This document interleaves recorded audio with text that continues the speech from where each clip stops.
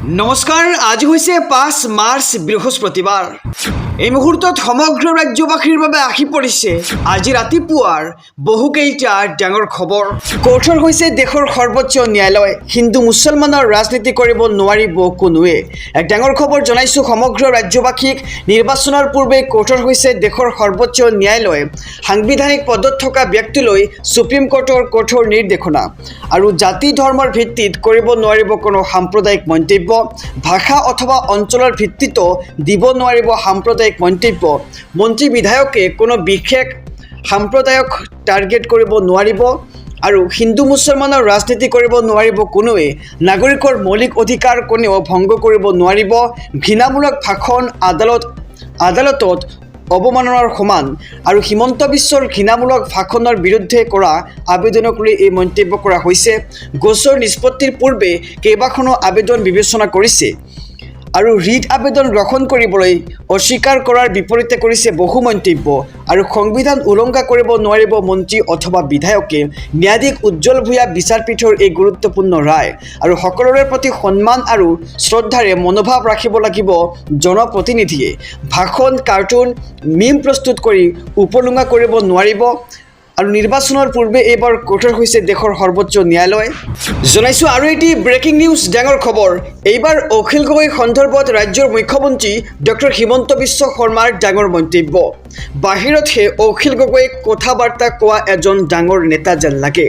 আৰু ৰাজ্যৰ দল আৰু কংগ্ৰেছৰ মাজত ৯৯.৯% মিত্ৰতা হ'ব বুলি এক প্ৰকাৰ ডাঙৰ মন্তব্য কৰিছে ৰাজ্যৰ মুখ্যমন্ত্ৰীগৰাকীয়ে।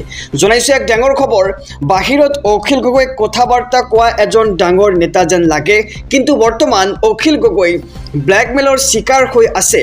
আৰু শেষত কংগ্ৰেছৰ মতে সকলো ত্যাগ কৰিব লাগিব অখিল গগৈয়ে। শিৱসাগৰত জিকিবৰ বাবে নিজৰ সাহস নাই অখিল গগৈৰ। এতিয়া ৰাইজৰ দলেও কংগ্ৰেছত ভয় খুৱাব বিচাৰিছে আৰু কংগ্ৰেছেও ৰাইজৰ দলক ভয় খুৱাব বিচাৰিছে। ৰাইজৰ দল আৰু কংগ্ৰেছৰ মাজত ৯৯.৯% মিত্ৰতা হ'ব। আৰু অখিল গগৈ মিত্ৰতাৰ প্ৰশ্নত আত্মসমৰ্পণ কৰিব কংগ্ৰেছৰ ওচৰত। আৰু শিৱসাগৰত জয়ী হোৱাৰ স্বাৰ্থত কংগ্ৰেছৰ সকলো চৰ্ত মানিব অখিল গগৈয়ে।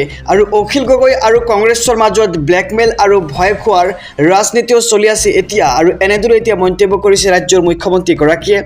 অখিল আৰু কংগ্ৰেছৰ মিত্ৰতা সম্পৰ্কে মন্তব্য ৰাজ্যৰ মুখ্যমন্ত্ৰী ডক্টৰ হিমন্ত বিশ্ব শৰ্মাৰ। মুখ্যমন্ত্ৰীগৰাকীয়ে কৈছে যে বাহিৰত অখিল গগৈক কথা বাৰ্তা কোৱা এজন ডাঙৰ নেতা যেন লাগে, কিন্তু বৰ্তমান অখিল গগৈ ব্লেকমেইলৰ চিকাৰ হৈ আছে। জনাইছোঁ মধ্যপ্ৰাচ্যৰ যুদ্ধৰ এটি ব্ৰেকিং নিউজ। ইৰাণ ইজৰাইল যুদ্ধৰ 12টা বিগ আপডেট আহি পৰিছে। ইৰাণ ইজৰাইল যুদ্ধৰ 12টা বিগ আপডেট জনাইছোঁ সমগ্ৰ ৰাজ্যবাসীক। ইৰাণ ইজৰাইলৰ প্ৰত্যাক্ৰমণত কঁপিছে এতিয়া মধ্যপ্ৰাচ্য। ইৰাণ আৰু আমেৰিকা ইজৰাইলৰ মাজত এতিয়া সংঘাত ক্ৰমাৎ বৃদ্ধি পাইছে। ইৰাণত প্ৰায় 787 জনৰ মৃত্যু আৰু লেবাননত প্ৰায় 60 জনৰ মৃত্যুৰ খবৰ আহি পৰিছে। ইপিনে ইজৰাইলত প্ৰায় 12 জন লোকৰ মৃত্যু হৈছে। ইয়াৰ উপৰিও যুদ্ধত 6 জন আমেৰিকান সৈনিক নিহত হোৱাৰ খবৰ আহিছে। যুদ্ধ চলি থকাৰ মাজতেই আহিছে কেইবাটাও ডাঙৰ খবৰ। আৰু ইৰাণৰ নতুন সুপ্ৰিম লিডাৰ হিচাপে মুস্তাফা আলী খামেনীক দিয়া হৈছে নিযুক্তি। আৰু ইৰাণে মিছাইল আৰু ড্ৰোনেৰে ভয়ংকৰ ৰূপত কৰিছে এতিয়া আক্ৰমণ। আমেৰিকাৰ দূতাবাসত আক্ৰমণ কৰিছে ইৰাণে। আৰু ইৰাণৰ প্ৰায় 2000টাকৈ ঘাটিত আক্ৰমণ ইজৰাইল আৰু আমেৰিকাৰ।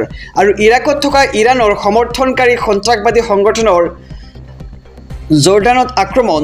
আৰু ইৰাণ ইজৰাইলৰ যুদ্ধৰ পিছতে এতিয়া সষ্টম হৈ পৰিছে ফ্ৰান্স। ভূমধ্য সাগৰত ফ্ৰান্সে সাজু কৰিছে এয়াৰক্ৰাফ্ট কেৰিয়াৰ। আৰু ইৰাণ আমেৰিকাক যুদ্ধ বন্ধ কৰিবলৈ আহ্বান এতিয়া চীনৰ ফালৰ পৰা। আৰু আজি নিশা 10 বজাত খামেনীৰ অন্তিম সংস্কাৰৰ প্ৰক্ৰিয়া আৰম্ভ হ'ব। ইমাম খোমেনী মছজিদত 3 দিনলৈকে হ'ব বিদায় সমাৰোহ। আৰু ইৰাণৰ দ্বিতীয় ডাঙৰ চহৰ মছহদত অন্তিম সংস্কাৰ কৰা হ'ব। ইৰাকৰ ৰাজধানী বগদাদত আমেৰিকাৰ লজিষ্টিকেল ছাপৰ্ট কেম্পত আক্ৰমণ আৰু ড্ৰোনেৰে ভয়ংকৰ আক্ৰমণ ইৰাণৰ। ইপিনে ইৰাণত বোমাৰে ভয়ংকৰ আক্ৰমণ ইজৰাইল আৰু আমেৰিকাৰ। জনাইছোঁ আৰু এটি ব্ৰেকিং নিউজ, ডাঙৰ খবৰ। যুদ্ধ শেষ কৰিবলৈ সাজু হৈছে এতিয়া ইৰাণ, কিন্তু আমেৰিকাক বান্ধি দিলে চৰ্ত। এক ডাঙৰ খবৰ জনাইছোঁ সমগ্ৰ ৰাজ্যবাসীক। শীঘ্ৰেই অন্ত পৰিব ইৰাণ আৰু ইজৰাইলৰ যুদ্ধৰ। আমেৰিকা ইজৰাইল বনাম ইৰাণৰ সংঘাতত এতিয়া ভয়ংকৰ হৈ পৰিছে মধ্যপ্ৰাচ্যৰ পৰিস্থিতি। বিশ্ব কঁপাই যোৱা ইৰাণ ইজৰাইল যুদ্ধ শেষ হোৱাৰ দিশে আগবাঢ়িছে। যুদ্ধ শেষ কৰিবলৈ সাজু হৈছে এতিয়া ইৰাণ, কিন্তু ইয়াৰ বাবে আমেৰিকাই মানিব লাগিব ইৰাণৰ চৰ্ত, আৰু আমেৰিকাক বান্ধি দিলে ইৰাণে এটা বিশেষ চৰ্ত। কিন্তু কি এই চৰ্ত? ইৰাণৰ প্ৰয়াত সুপ্ৰিম লিডাৰ আয়াতুল্লাহ খেমেনীৰ প্ৰতিনিধিৰ প্ৰথমটো প্ৰতিক্ৰিয়া, আৰু ডক্টৰ আব্দুল মজিদ হাকিম ইলাখীৰ পোনপটীয়া চৰ্ত আমেৰিকালৈ। আমি যুদ্ধ বন্ধ কৰিবলৈ সম্পূৰ্ণ সাজু আছোঁ, আমি আলোচনাৰ বাবে সম্পূৰ্ণ সাজু, কিন্তু ইৰাণক উপযুক্ত সন্মান আৰু মৰ্যাদা দিব লাগিব। নিৰ্দেশ দিলে আলোচনা নহয়, নিৰ্দেশ দিলে আলোচনা হয়, আৰু ভৱিষ্যতে যাতে পুনৰ যুদ্ধ নহয় তাৰ প্ৰতিশ্ৰুতি দিব লাগিব আমেৰিকাই, আৰু আমি নিজকে ৰক্ষা কৰিবৰ বাবেহে যুদ্ধ কৰি আছোঁ বুলি মন্তব্য ইৰাণৰ ফালৰ পৰা। আৰু আমি আমাৰ অধিকাৰ বিচাৰিছোঁ আৰু আন একো নকয়। আক্ৰমণ কৰি থাকিলে আলোচনা নহয়, মন্তব্য আয়াতুল্লাহ খেমেনীৰ প্ৰতিনিধিৰ। আৰু শীঘ্ৰেই অন্ত পৰিব পাৰে ইৰাণ আৰু ইজৰাইলৰ যুদ্ধ। আমেৰিকা ইজৰাইল বনাম ইৰাণৰ সংঘাতত ভয়ংকৰ হৈ পৰিছে মধ্যপ্ৰাচ্যৰ পৰিস্থিতি। বিশ্ব কঁপাই যোৱা ইৰাণ ইজৰাইল যুদ্ধ শেষ হোৱাৰ দিশে এতিয়া আগবাঢ়িছে, আৰু যুদ্ধ শেষ কৰিবলৈ সাজু হৈছে ইৰাণ, আৰু আমেৰিকাক বান্ধি দিলে এটা বিশেষ চৰ্ত।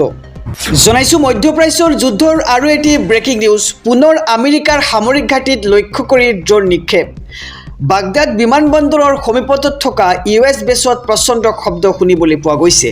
এক ডাঙৰ খবৰ জনাইছোঁ, পুনৰ আমেৰিকাৰ সামৰিক ঘাটিক লক্ষ্য কৰি ড্ৰোন নিক্ষেপ কৰা হৈছে। বাগদাদ বিমানবন্দৰৰ সমীপত থকা US বেছত প্ৰচণ্ড শব্দ। US বেছক লক্ষ্য কৰি নিক্ষেপ কৰা হৈছে। নিক্ষেপ কৰাৰ ড্ৰোন ভূপতিত হৈছে, আৰু বেইৰুটৰ অট্টালিকাসমূহ খালী কৰিবলৈ নিৰ্দেশ ইজৰাইলী সেনাৰ, আৰু অট্টালিকাসমূহলৈ লক্ষ্য কৰি আক্ৰমণ চলোৱাৰ পূৰ্বে খালী কৰিবলৈ নিৰ্দেশ দিয়া হৈছে। আনহাতে ষ্ট্ৰেইট অৱ হৰমুজ সম্পূৰ্ণৰূপে ইৰাণৰ নিয়ন্ত্ৰণত থকাৰ দাবী IRGCৰ।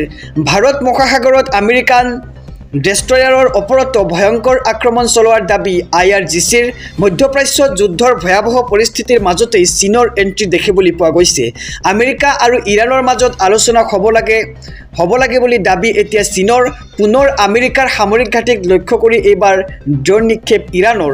বাগদাদ বিমানবন্দৰ সমীপত থকা US বেছত প্ৰচণ্ড শব্দ শুনিবলৈ পোৱা গৈছে, আৰু US বেছক লক্ষ্য কৰি নিক্ষেপ কৰা হৈছে ড্ৰোন। জনাইছোঁ আৰু এটি ব্ৰেকিং নিউজ, ডাঙৰ খবৰ। ইজৰাইলী সামৰিক বাহিনীক লক্ষ্য কৰি লৈছে এইবাৰ হিজবুল্লাই। হাইফাৰ ইজৰাইলী নৌসেনাৰ ঘাটিত মিছাইল নিক্ষেপ হিজবুল্লাৰ। এক ডাঙৰ খবৰ জনাইছোঁ, এইবাৰ ইজৰাইলক লক্ষ্য কৰি লৈছে হিজবুল্লাই।